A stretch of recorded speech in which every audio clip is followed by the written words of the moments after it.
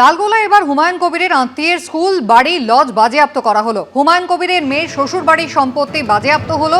10,73,75,000 সম্পত্তি বাজেয়াপ্তের নির্দেশ দেওয়া হয়েছে। এনডিপিএস মামলায় অভিযুক্ত হুমায়ুন কবিরের মেয়ের শ্বশুর এবং তার ভাই।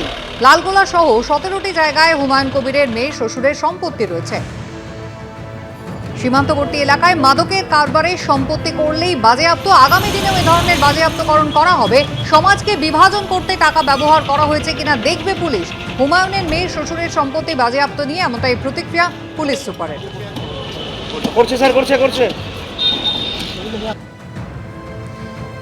হুমায়ুন কবির ইতিমধ্যেই সংবাদ শিরোনামে এসেছেন। আপনারা জানেন বাবরি মসজিদ যার শিলান্যাস করেছেন, শুধু তাই নয়, একেবারে নতুন দল তিনি গঠন করেছেন। ভরতপুরে তৃণমূল কংগ্রেসের সাসপেন্ডেড বিধায়ক তিনি। আর এবার তার মেয়ের শ্বশুর বাড়ি, সেখানকার স্কুল বাড়ি লজ বাজেয়াপ্ত করার নির্দেশ। হুমায়ুন কবিরের মেয়ের শ্বশুর বাড়ির সম্পত্তি বাজেয়াপ্ত করা হবে। 10,73,75,000 সম্পত্তি, অর্থাৎ প্রায় 11 কোটি মূল্যের সম্পত্তি বাজেয়াপ্তের নির্দেশ দেওয়া হয়েছে।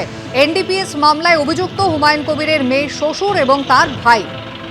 লালগোলা সহ মোট 17টি জায়গায় হুমায়ুন কবিরের মেয়ের শ্বশুরের সম্পত্তি রয়েছে।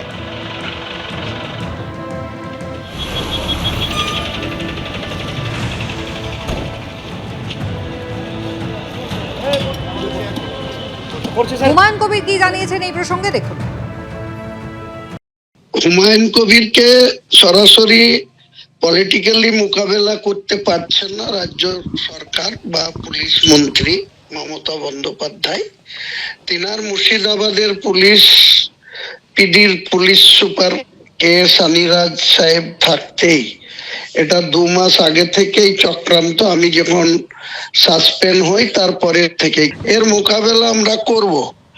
আর কতদিন এই ক্ষমতা থাকে সেটাও আমরা দেখব।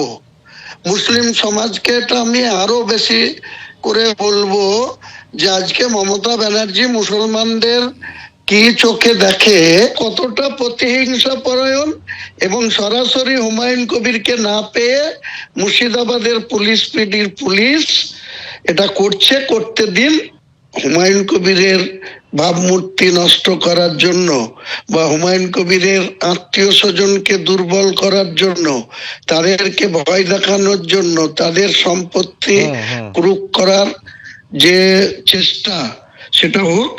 আইন আছে ভারতবর্ষের, জুডিশিয়াল আছে, জুডিশিয়ালের প্রতি আমাদের পূর্ণ আস্থা আছে। আগামী দিনে এসবের যোগ্য জবাব মমতা ব্যানার্জির পুলিশও পাবে, মমতা ব্যানার্জিও পাবে। হুমায়ুন কবিরের মেয়ের শ্বশুর বাড়ির 10,73,75,000 সম্পত্তি বাজেয়াপ্ত নির্দেশ দেওয়া হয়েছে, যার মধ্যে রয়েছে স্কুল বাড়ি লজ। এনডিপিএস মামলায় অভিযুক্ত হুমায়ুন কবিরের মেয়ের শ্বশুর ও তার ভাই। লালগোলা সহ 17টি জায়গায় হুমায়ুন কবিরের মেয়ের শ্বশুরের সম্পত্তি রয়েছে, যা বাজেয়াপ্ত করার নির্দেশ দেওয়া হয়েছে। সীমান্তবর্তী এলাকায় মাদকের কারবারে সম্পত্তি করলেই বাজেয়াপ্ত। আগামী দিনেও এ ধরনের বাজেয়াপ্ত করা হবে। প্রতিক্রিয়া পুলিশ সুপারের। কি জানিয়েছেন হুমায়ুন কবিরের মেয়ে দেখুন।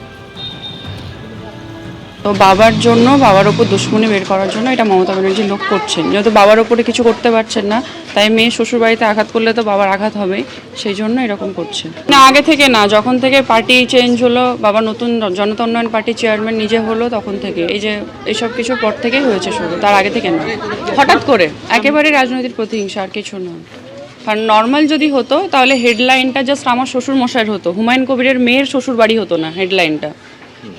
তাহলে সেটা আমার শ্বশুর মশাইয়ের নাম দিয়ে হতো, সেটা হুমায়ুন কবিরের নাম দিয়ে হেডলাইন দিয়ে হতো না কখনো, যে হুমায়ুন কবিরের মেয়ের শ্বশুরের এটা হচ্ছে, ওটা হচ্ছে, জামাইয়ের এটা হচ্ছে। তাহলে নর্মালি যার প্রবলেম তাকে দিয়ে সলভ করানোর চেষ্টা করা হতো। একেবারেই রাজনৈতিক অভিসন্ধি, এমনটাই বলছেন হুমায়ুন কবিরের কন্যা। এবং অতীতের ঘটনা একেবারে তার বাবার প্রসঙ্গ টেনে আনা হয়েছে। যদি একেবারে তাদের পারিবারিক ইস্যু হিসেবে দেখাতো পুলিশ, তাহলে কোনো আপত্তির জায়গা ছিল না। কিন্তু শুধুমাত্র তার বাবার বিরুদ্ধে সরব হওয়ার কারণেই কিন্তু তার বাবা সরব হয়েছেন, দল থেকে বেরিয়ে এসেছেন, নতুন দল গঠন করেছেন। পুরোটাই রাজনৈতিক প্রতিহিংসা, এমনটাই বলছেন তার কন্যা। কি বলছেন তৃণমূল মুখপাত্র কুণাল ঘোষ দেখুন।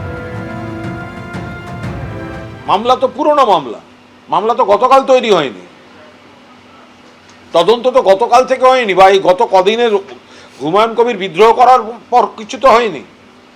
হুমায়ুন কবির বিজেপির বি টিমের দায়িত্ব নেওয়ার পর থেকে তো হয়নি ব্যাপারটা। হুমায়ুন কবির